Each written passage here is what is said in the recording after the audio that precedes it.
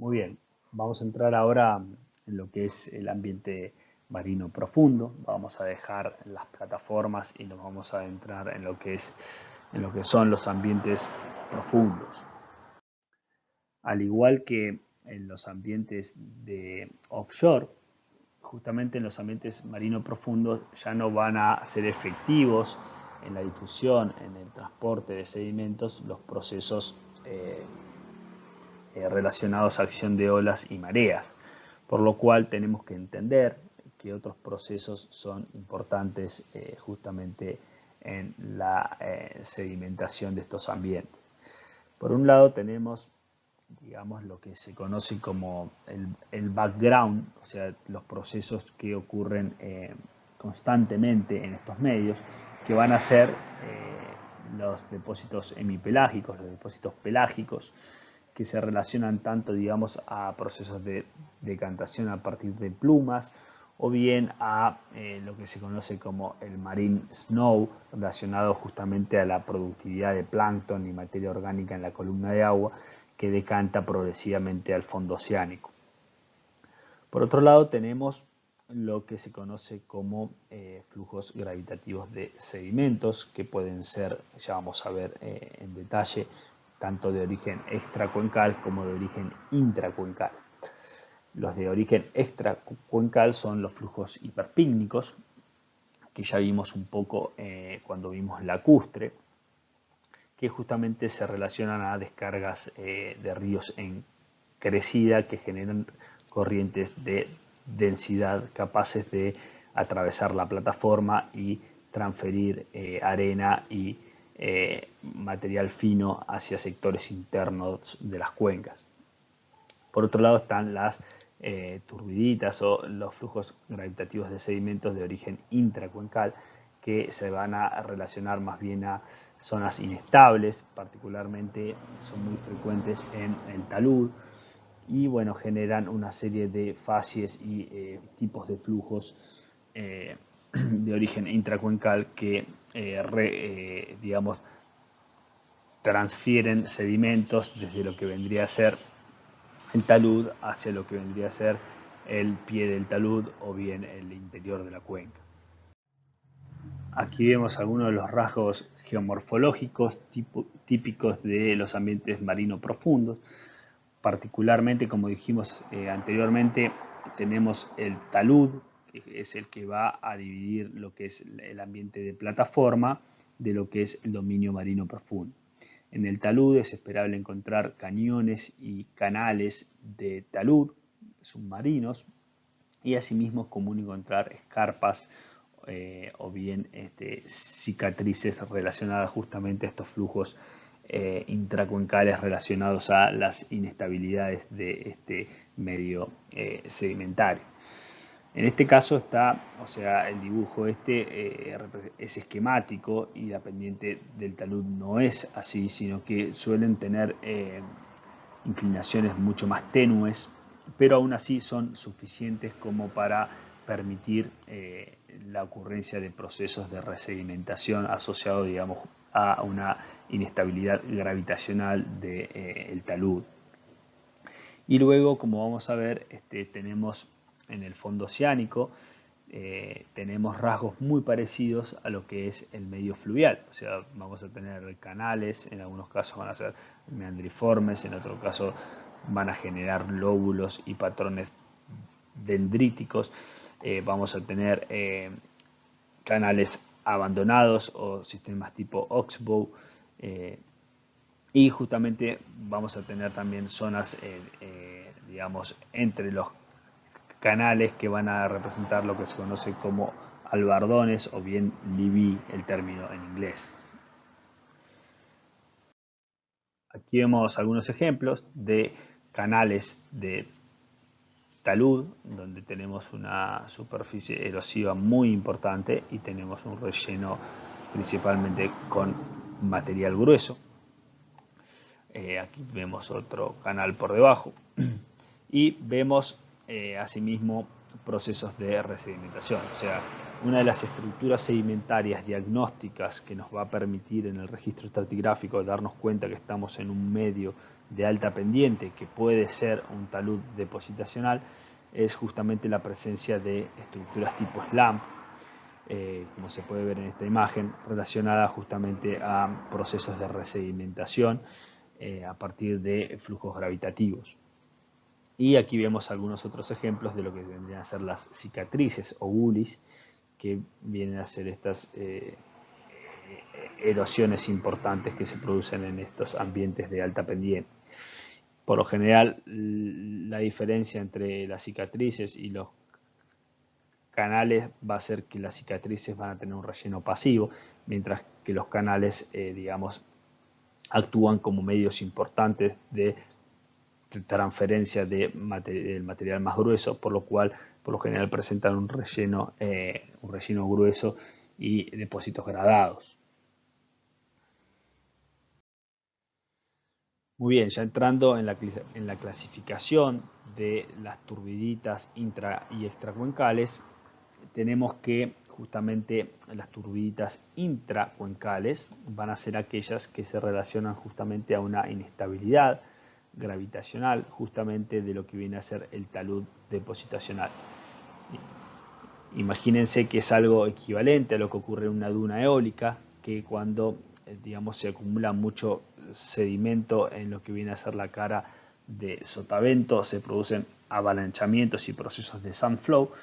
En este caso es algo parecido, o sea, tenemos una inestabilidad debido a una sedimentación importante, o sea, un crecimiento del talud que justamente se traduce inicialmente en un deslizamiento y a partir de una serie de transformaciones de flujo justamente se produce una corriente de turbidez intracuencal.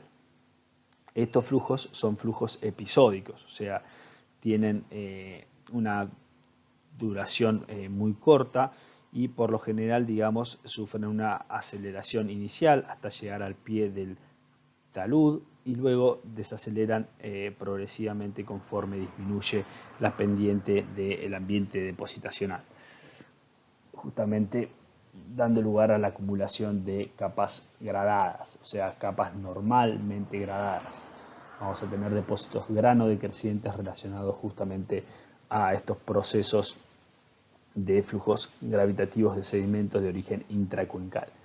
Por otro lado, tenemos las turbiditas extracuencales, que se conocen también como hiperpigmitas, que como dijimos se van a relacionar a descargas extraordinarias de ríos en crecidas, que justamente al llegar a la desembocadura no generan un delta litoral, sino que continúan su viaje de cuenca adentro, atravesando la plataforma, el talud y en algunos casos llegando justamente al fondo oceánico. Esto se debe a que justamente durante periodos húmedos de precipitaciones extremas, los ríos se cargan con mucho sedimento y cuando llegan a la desembocadura presentan una densidad mayor que en la de la cuenca marina hospedante, en este caso cuenca oceánica, que justamente permite que estos flujos continúen su viaje cuenca adentro pegados, digamos, al fondo, generando sistemas de canales y lóbulos hiperpígmicos. Una diferencia muy importante con los flujos intracuencales es que justamente su duración va a ser función de la duración de la tormenta. O sea, si tenemos lluvias intensas durante semanas, vamos a tener justamente un mismo flujo hiperpígmico que va a durar semanas. Si la tormenta dura unas pocas horas o 1 o 2 días, vamos a tener flujos hiperpígmicos de corta duración. Y bien, si dura mucho tiempo, vamos a tener flujos hiperpígmicos sostenidos o casi sostenidos que van a operar durante, por todo el tiempo que dure justamente la tormenta y la descarga extraordinaria del sistema fluvial asociado. Entrando en lo que son las turbiditas intracuencales, como dijimos anteriormente, su origen se relaciona a una inestabilidad gravitacional en zonas de alta pendiente, que produce inicialmente un deslizamiento rotacional que generalmente se reconoce por la presencia de estructuras tipo slumps y depósitos de debris flow cohesivos. O sea, los depósitos más proximales o las fases más proximales de una turbidita intracuencal va a ser la presencia de slumps y fases relacionadas a debris flow cohesivos.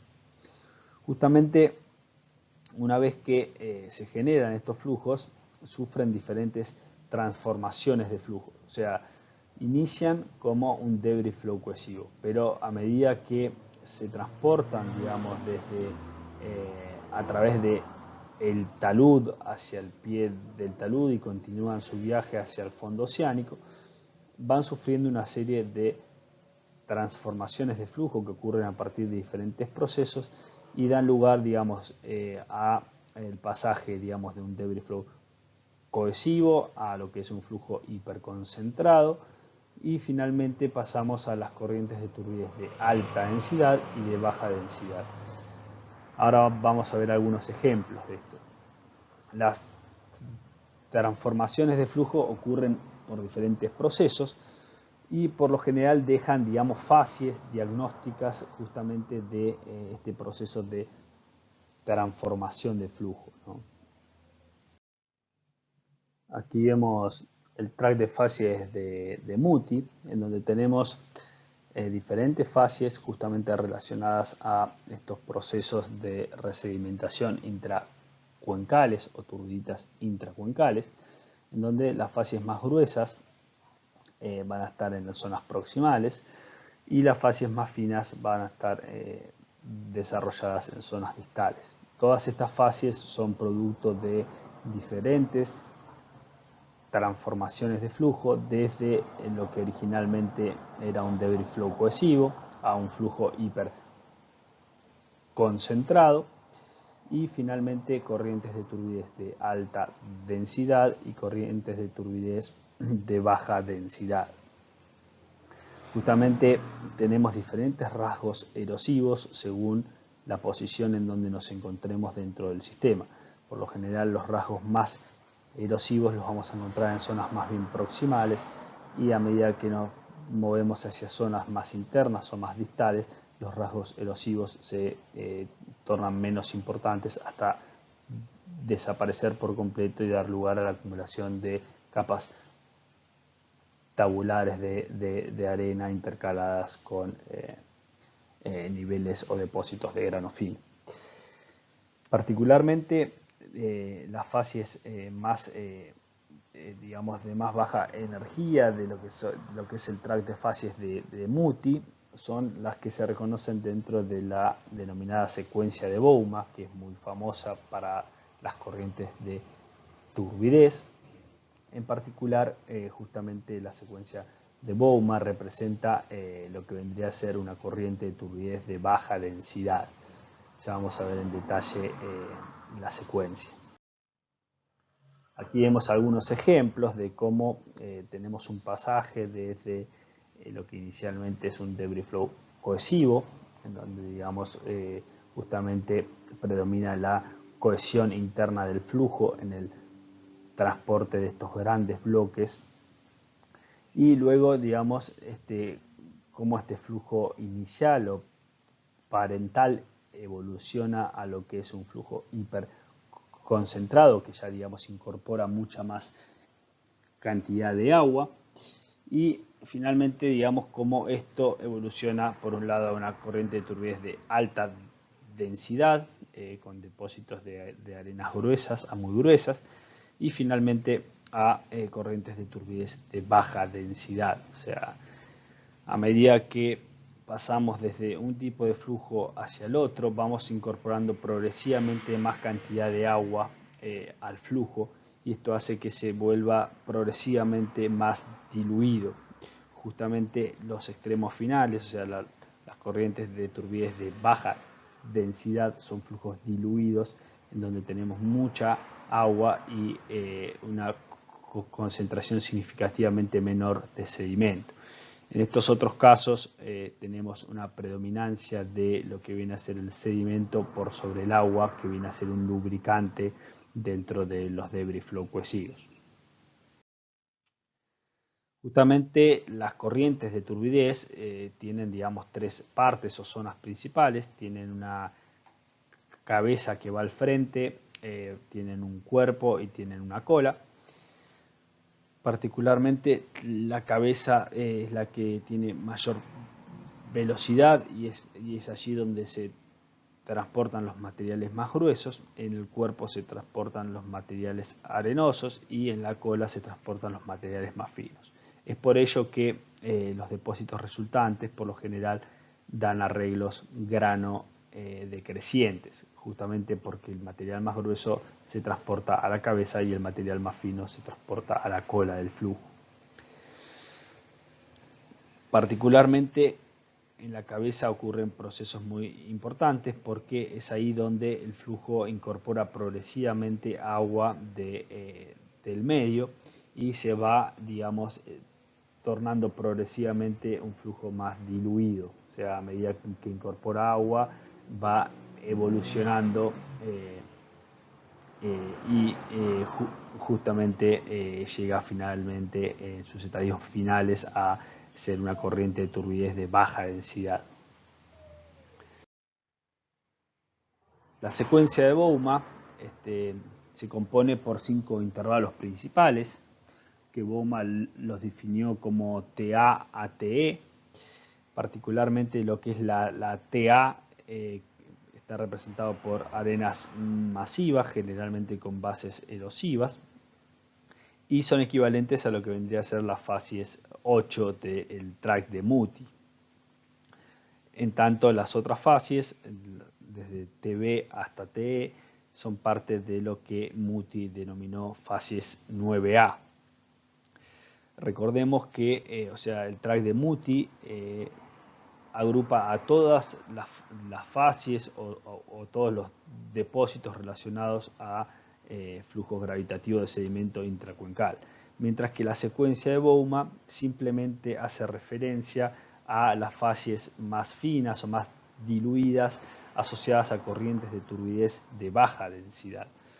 Particularmente el intervalo A puede ser considerado como el más energético, y a medida que nos desplazamos, digamos, hacia el TB, TC, D y E, la energía del flujo disminuye progresivamente, dando lugar a la acumulación de capas normalmente gradadas. O sea, es esperable que el intervalo TA esté desarrollado en zonas más proximales, y a medida que se segregan estas fases, pasan a las fases B, que son, digamos, areniscas laminadas. Finalmente pasaríamos a lo que vendrían a ser las fases C, que se componen principalmente por arenas con estructuras de óndulas escalantes. Aquí es importante justamente el reconocimiento de las óndulas escalantes como estructuras de tracción-decantación. O sea, justamente cuando vemos óndulas escalantes, o sea, ripples escalantes, nos está hablando de que tenemos una interacción entre procesos de transporte por tracción y procesos de decantación a partir de un flujo turbulento. Esto es muy común en depósitos turbidíticos. Y finalmente las fases más diluidas, que son de grano fino, que particularmente tienen un tamaño de grano limo y terminan con depósitos fangolíticos arcillosos. Entonces así tenemos el pasaje, digamos, desde las fases más proximales de lo que vendría a ser la secuencia de Bouma hacia las fases más distales. Según donde, digamos, interceptemos al sistema, vamos a ver desarrolladas o bien todas las fases de la secuencia, o bien vamos a ver representadas algunas de ellas. O sea, si nos movemos hacia zonas proximales, vamos a perder las fases más distales o más diluidas de la secuencia, y si nos movemos hacia sectores más distales, vamos a perder las fases más proximales. Sin embargo, en zonas medias es donde vamos a encontrar desarrolladas todas las fases propias de la secuencia de Bouma.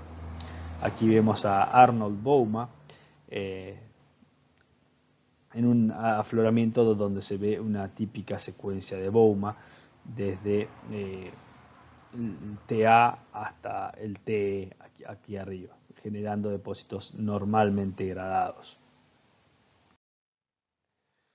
Justamente lo que proponía Muti era que el cortejo de fases que esperaremos encontrar relacionados a flujos intracuencales va a ser función de la eficiencia que tenga el flujo. O sea, si los flujos son eficientes en transformarse y evolucionar, vamos a tener desarrolladas gran parte de las fases que él propone en su track de fases. Ahora, si el flujo no es eficiente, vamos a tener depósitos residuales, que pueden ser de debris flow cohesivos, de flujos hiperconcentrados, en zonas proximales del sistema, cercanas a, digamos, a donde fue inicialmente generado el deslizamiento gravitacional. Muy bien, justamente los sistemas turbidíticos se caracterizan por presentar complejos de canales y complejos de lóbulos, que son, digamos, los elementos depositacionales que vamos a reconocer en los depósitos asociados. Particularmente los canales se restringen principalmente a las zonas proximales, en donde los flujos tienen, digamos, mayor capacidad erosiva y labran justamente canales submarinos. Cuando hablamos de canales nos tenemos que imaginar algo semejante a lo que son los canales fluviales, pero recordar que obviamente estamos en el medio submarino, por lo cual el relleno de los canales turbidíticos no va a ser exactamente igual que lo que es el relleno de los canales fluviales. Ya cuando nos desplazamos hacia sectores más distales o zonas más internas, particularmente, digamos, luego de lo que es el pie del talud, vamos a empezar a encontrar lo que son los lóbulos turbidíticos. Particularmente los lóbulos se pueden dividir en lóbulos proximales y lóbulos distales. Los lóbulos proximales por lo general van a tener un tamaño de grano más grueso, van a presentar en ocasiones superficies de erosión interna, y los lóbulos distales por lo general van a tener menor espesor, van a tener tamaño de grano más fino y fases más diluidas. O sea, a medida que nos desplazamos desde canales hacia lóbulos y finalmente lóbulos distales, vamos a ir encontrando fases que decrecen progresivamente en cuanto a energía. Aquí vemos algunos ejemplos. En este caso de aquí abajo vemos depósitos de grano fino con estructuras tipo SLAM, posiblemente relacionadas a un deslizamiento gravitacional que justamente generó flujos turbidíticos intracuencales. Y hacia arriba vemos sistemas de lóbulos turbidíticos, posiblemente lóbulos proximales, o sea, son capas bastante espesas, con bases netas y geometrías generalmente tabulares. Particularmente en este otro caso vemos un pasaje desde un ambiente de interior de cuenca a lo que vendrían a ser lóbulos turbidíticos, y en el medio vemos complejos de canales, o sea, se ven cuerpos mucho más lenticulares con geometrías mucho más complejas que se relacionan justamente al proceso de incisión y relleno justamente de los canales. Muchas veces los canales turbidíticos tienen rellenos multiepisódicos, o sea que no se rellenan en un único evento, sino que su relleno ocurre a lo largo de varios eventos de sedimentación o pulsos de turbiditas o flujos gravitativos de sedimento intracuencal. Aquí vemos diferencias entre lóbulos, si bien digamos son todos lóbulos distales, se ve digamos el pasaje entre cuerpos más espesos de areniscas finas intercalados por niveles finos a lóbulos digamos más distales aún, que son delgadas capas de espesor centimétrico de areniscas muy finas intercaladas con las fases más diluidas de la secuencia turbidítica. Más ejemplos, aquí de vuelta es el ejemplo donde tenemos hacia la base el SLAMP relacionado a un deslizamiento gravitacional y hacia arriba vemos complejos de lóbulos. Fíjense la geometría tabular de las capas y los espesores. Posiblemente en este caso se trate, como dijimos anteriormente, de lóbulos proximales, tanto en cuanto al espesor como al tamaño de grano de los depósitos que componen estos lóbulos arenosos. Muy bien, ya entrando en lo que son las turbiditas extracuencales, que nos solemos referir a ellas como hiperpigmitas. Como dijimos anteriormente, se relacionan justamente a descargas extraordinarias de ríos en crecida. O sea, cuando tenemos periodos húmedos que llueve, digamos, tenemos lluvias intensas, lluvias torrenciales en el continente, justamente los ríos, según el tipo de red de drenaje que tenga nuestro sistema, se van a cargar con diferentes tipos de materiales sedimentarios. O sea, si tenemos ríos en zonas montañosas, vamos a tener posiblemente deltas de grano grueso. Pero si bien tenemos ríos en zonas más bien de llanuras, vamos a tener deltas arenosos o bien deltas de grano fino, fangosos.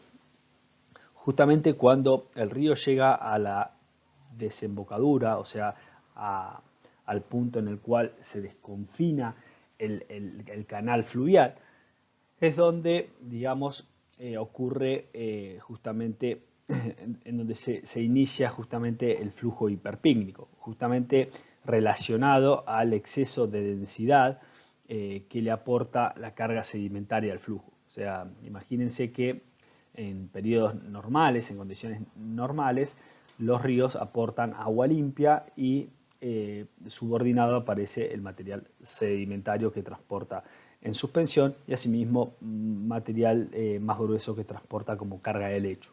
Pero en sí el cuerpo de agua del río, o sea, el flujo de agua fluvial, justamente es agua limpia.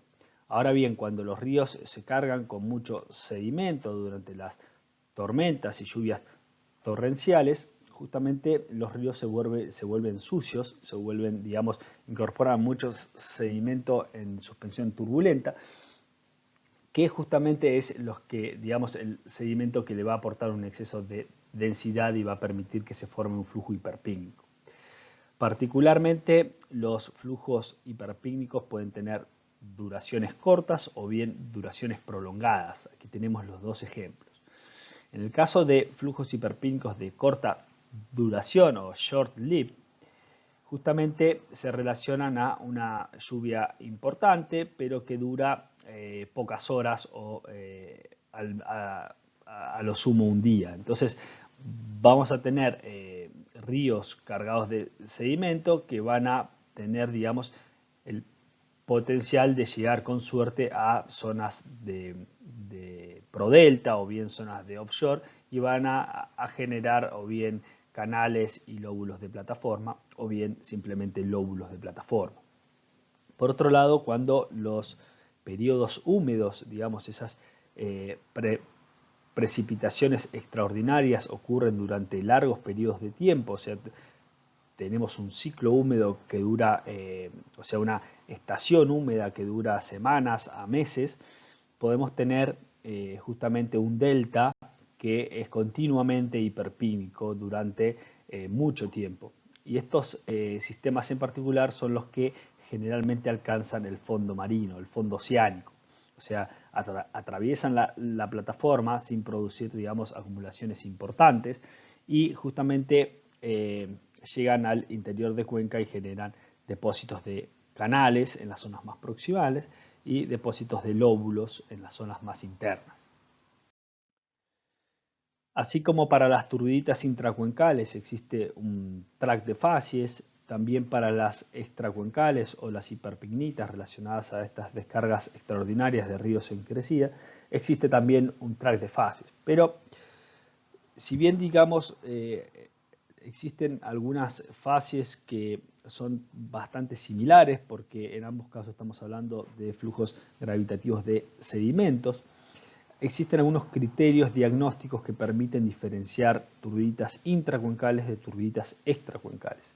Particularmente las turbiditas extracuencales, o bien las hiperpignitas, tienen tres grupos de facies principales. Las facies B, que son las facies que se relacionan a lo que es la carga de lecho, o sea, los materiales que son transportados principalmente por procesos de tracción a la base justamente de estos flujos turbulentos, y generalmente se relacionan a los canales hiperpígnicos.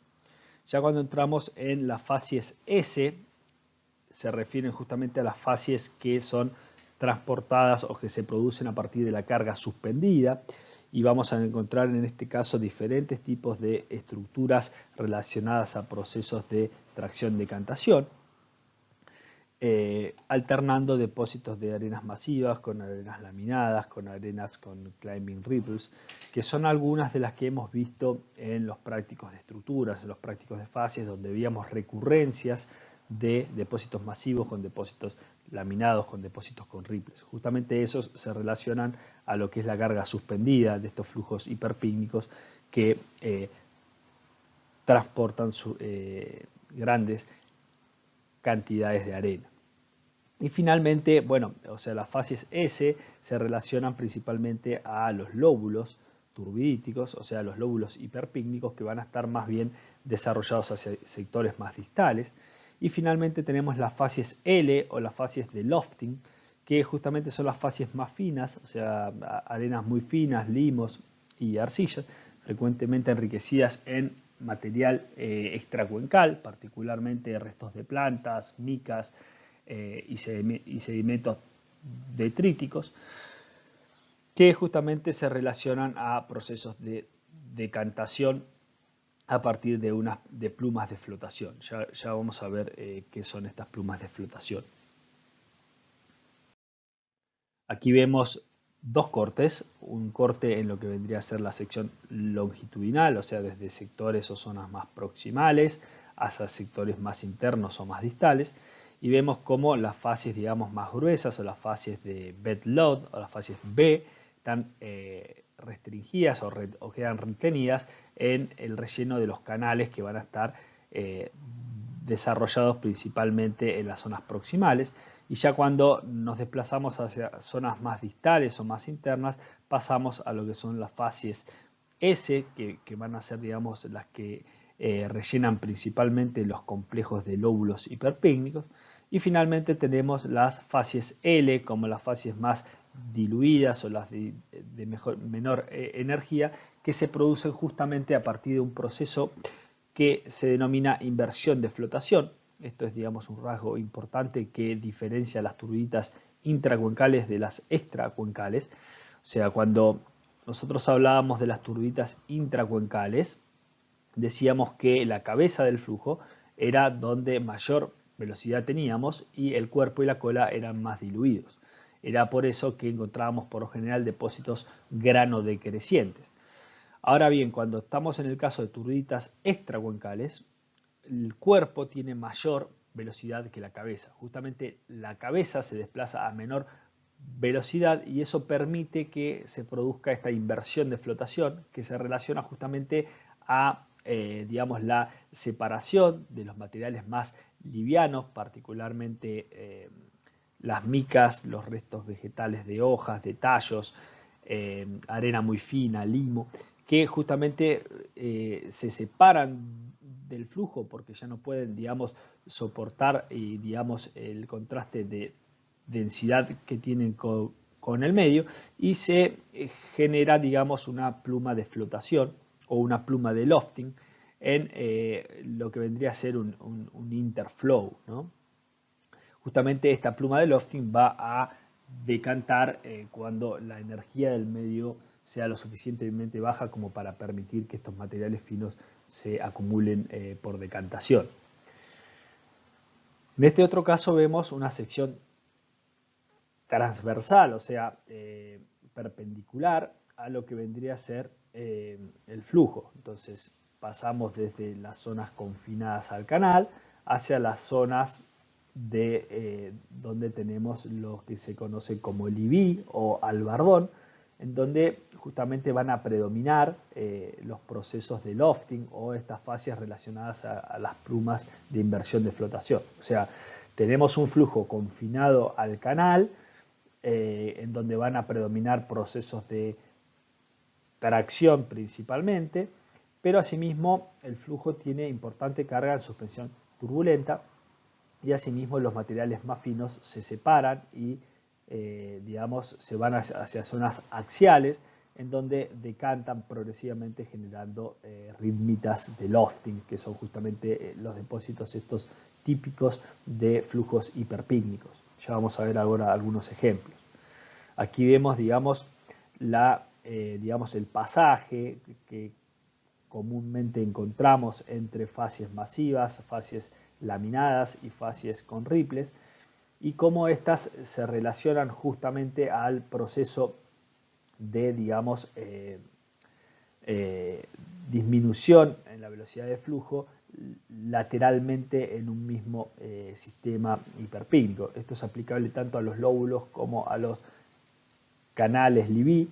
Aquí tenemos un ejemplo para lo que sería un canal, en donde digamos pasamos desde facies de carga de lecho o facies B a facies masivas, de facies S masivas, facies S laminadas y facies S con ripples. Todo esto lo produce el mismo flujo. Justamente este flujo tiene la capacidad de generar diferentes facies relacionadas a diferentes procesos que justamente nos están hablando de flujos turbulentos con carga de lecho por un lado y con carga de suspensión turbulenta por el otro.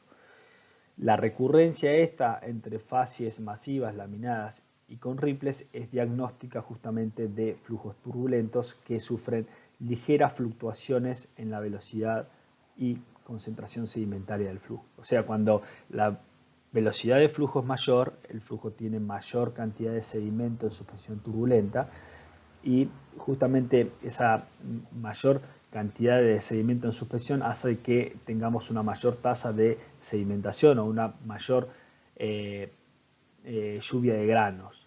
Justamente la lluvia de granos, si es importante, va a generar depósitos masivos que no van a exhibir, digamos, ninguna estructura interna. O sea, son depósitos que no exhiben estructura interna debido a que su acumulación ocurre relativamente rápido y no permite el desarrollo de facies laminadas y con ripples. Conforme disminuye la velocidad de flujo y por ende la concentración sedimentaria en la nube de suspensión, es común que se desarrollen facies laminadas y a menores velocidades empezamos a encontrar las óndulas escalantes, que justamente nos están hablando de una interacción de procesos tracción-decantación. En este otro caso de las fases laminadas también estamos en presencia de procesos tracción-decantación, pero en flujos que tienen mayor velocidad. Muy bien, como dijimos anteriormente, existen flujos hiperpínicos de larga duración y de corta duración. Particularmente nos interesan los de larga duración, porque son los que tienen la capacidad justamente de atravesar toda la plataforma y transferir importantes cantidades de arena hacia el medio marino profundo. Particularmente para entender estos flujos es interesante entender la dinámica justamente de las descargas. Como estamos hablando de flujos que duran, digamos, días o semanas, por lo general tenemos descargas que aumentan progresivamente en el tiempo hasta llegar a un pico máximo y luego decrecen progresivamente hasta finalizar justamente ese evento extraordinario de precipitaciones extremas o periodos húmedos, ¿no? Justamente debido a ello tenemos tres etapas o fases principales, las cuales, digamos, se relacionan a la dinámica del flujo y a su relación con la descarga relacionada, ¿no? Inicialmente vamos a tener, digamos, una vez que se venció la densidad, digamos, la concentración sedimentaria del flujo crítica para generar un flujo hiperpínico, esto es entre 35 y 45 kilogramos por metro cúbico, es ahí donde, digamos, ya dejamos de tener deltas litorales y pasamos a tener deltas hiperpínicos. Inicialmente generamos depósitos de lóbulos, es decir, vamos a tener facies S principalmente, y cuerpos tabulares con bases por lo general netas que justamente definen los lóbulos frontales de las turbiditas extracuencales. Luego, cuando llegamos a la descarga máxima, los flujos entran en fase de erosión, o sea, tenemos una etapa, una segunda etapa que es una etapa de erosión o bypass, en donde tenemos por lo general el labrado y la incisión de los canales hiperpícnicos. Y durante esta etapa, si se acumula algunas facies del track, vienen a ser principalmente las facies B de carga de lecho. Y luego tenemos ya cuando entramos en fase de desaceleración, vamos a tener el relleno, digamos, final de los canales hiperpícnicos y asimismo vamos a tener la acumulación de las facies justamente de albardón o las facies de lofting relacionadas a la decantación de los materiales que han sufrido una inversión de flotación. Justamente la dinámica de los flujos hiperpínicos produce un apilamiento de las facies que permite diferenciarlo en muchos casos de las turbiditas intracuencales, porque es muy común encontrar inicialmente depósitos granocrecientes que luego se hacen granodecrecientes. Esto se relaciona tanto, digamos, a que la cabeza del flujo tiene menor velocidad que el cuerpo y que tenemos, digamos, la bomba principal que promueve la energía para estos flujos es la descarga fluvial. Entonces, como tenemos una curva que es creciente en energía y luego decrece, es esperable encontrar digamos, estructuras y depósitos que evidencian una aceleración de flujo y luego una desaceleración de flujo. Como se ven estas curvas, hay fluctuaciones menores, tanto en la concentración sedimentaria como en la velocidad de flujo, que van a resultar en recurrencia de algunas facies en particular.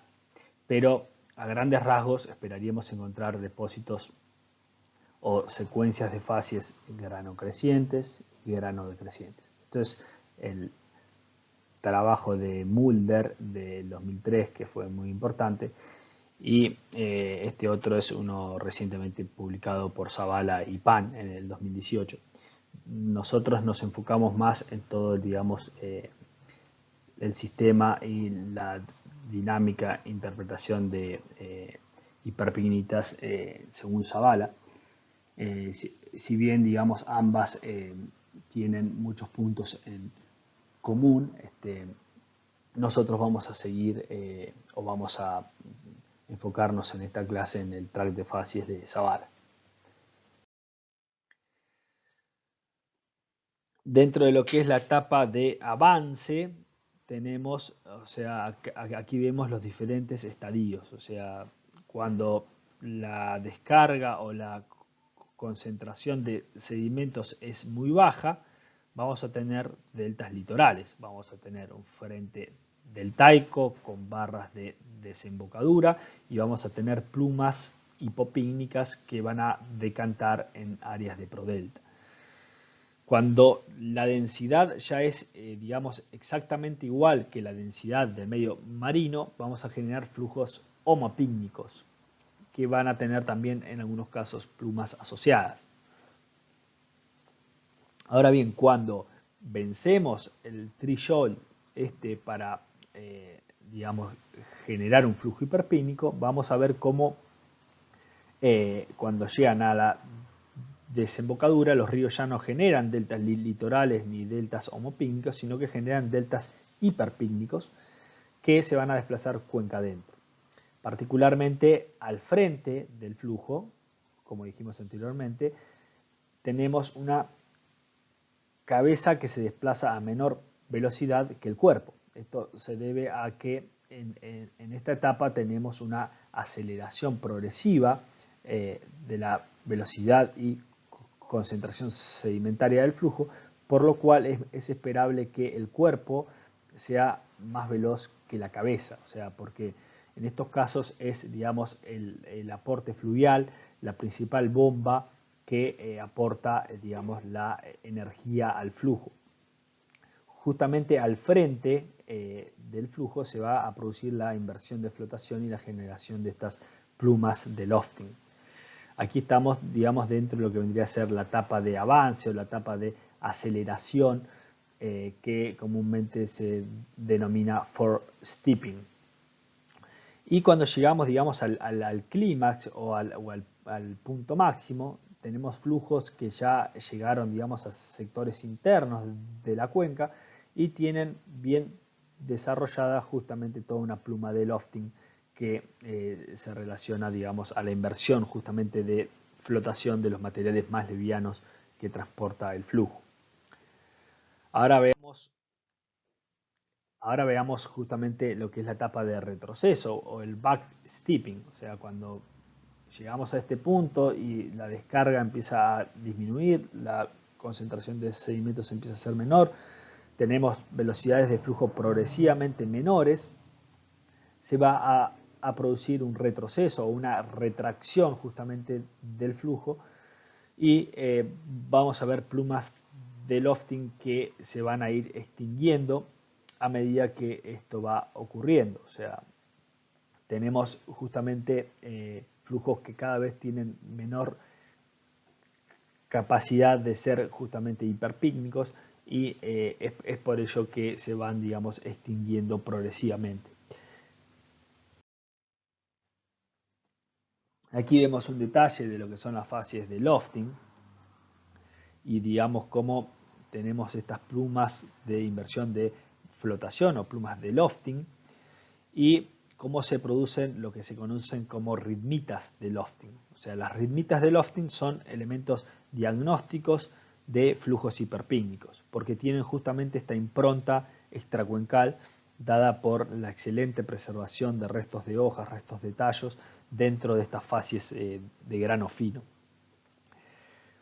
Como dijimos anteriormente, las plumas de lofting tienen limo, tienen restos de plantas, tienen arcillas que están justamente en estas nubes o plumas de menor densidad.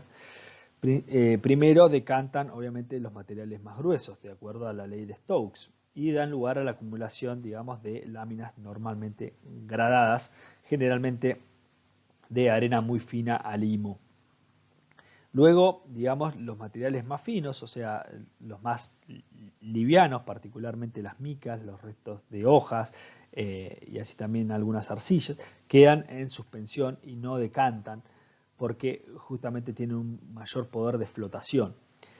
Sin embargo, cuando introducimos nuevamente otra pluma, la decantación progresiva de los materiales más gruesos, del limo fino, de la arena fina, el limo, va a producir que justamente todo el material remanente que estaba en suspensión, esos restos de hojas, esas micas, restos de tallos, decanten y generen una lámina enriquecida en restos vegetales. Y luego se produce nuevamente otra lámina de limo. Y así es como se van generando sucesivas, digamos, capitas o láminas de limo alternando con láminas de, digamos, enriquecidas en restos de plantas que justamente son diagnósticas de las rimitas de lofting y se relacionan a diferentes plumas de lofting que van generando justamente el sepultamiento y la acumulación de los materiales más finos. Bueno, finalmente aquí tenemos algunos ejemplos de fases justamente relacionadas a flujos hiperpícnicos. Pusimos tanto fases B como fases S y fases L. Recuerden que las fases B son aquellas que se relacionan a procesos de transporte por tracción, o sea, vienen a ser las fases de carga del hecho, y principalmente se desarrollan en los canales hiperpícnicos y representan el relleno de los canales. Es interesante en este ejemplo de la parte superior cómo los clastos, en este caso son clastos de arcilla que provienen justamente de la erosión del sustrato marino infrayacente, se encuentran imbricados, lo cual, bueno, justamente está hablando de que estos flujos son turbulentos y son relativamente diluidos. En este otro caso vemos típicas fases S con recurrencia vertical entre fases masivas, fases laminadas y fases con ripples. Esto lo hemos visto en más de un práctico, tanto en el de estructuras como así también en el de fases, me parece. Fíjense que en este caso, como estamos hablando de fases genéticas, o sea, estamos metidos dentro de lo que es un track de fases, cobran diferentes números las fases y no son fases descriptivas con los códigos como utilizábamos nosotros. O sea, en este caso es S1, S2, S3, porque S1 es, digamos, las fases que se formó primero, S2 se formó bajo condiciones de menor velocidad de los flujos hiperpíncnicos y S3 aún menor velocidad y concentración sedimentaria.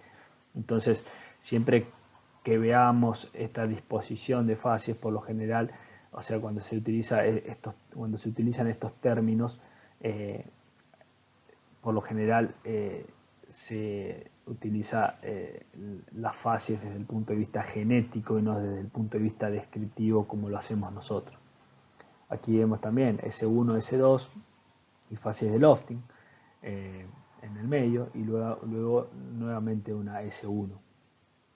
Justamente las S por lo general son las que representan el relleno de los lóbulos hiperpícnicos, mientras que las B, como dijimos anteriormente, son los canales. Y aquí finalmente tenemos un ejemplo de lo que esperamos encontrar en estas láminas ricas en materia orgánica o en restos de planta. Aquí vemos principalmente tallos y algún resto de hoja y también se reconocen algunas micas. Fíjense cómo estas láminas de limo o arena fina alternan milimétricamente con láminas enriquecidas en material detrítico y material, digamos, materia orgánica extracuencal. Bueno, eso fue todo en cuanto a marino profundo. Algo que no discutimos fueron los depósitos propiamente relacionados a procesos de decantación, es decir, los depósitos pelágicos, semipelágicos y aquellos que se producen, digamos, a partir de la productividad en la columna de agua. Pero bueno, tienen un poco de esto en los fundamentos teóricos que le hemos subido al Moodle. Y asimismo, no hemos discutido lo que son las corrientes de contorno o las contornitas, que también suelen ser, digamos, depósitos frecuentes en lo que es el fondo oceánico, particularmente relacionado a las corrientes geostróficas. También tienen en el apunte un apartado y, digamos, una secuencia de fases típica de justamente depósitos de contornitas. Bueno, ante cualquier duda nos pueden escribir y muchas gracias por mirar y prestar atención al video.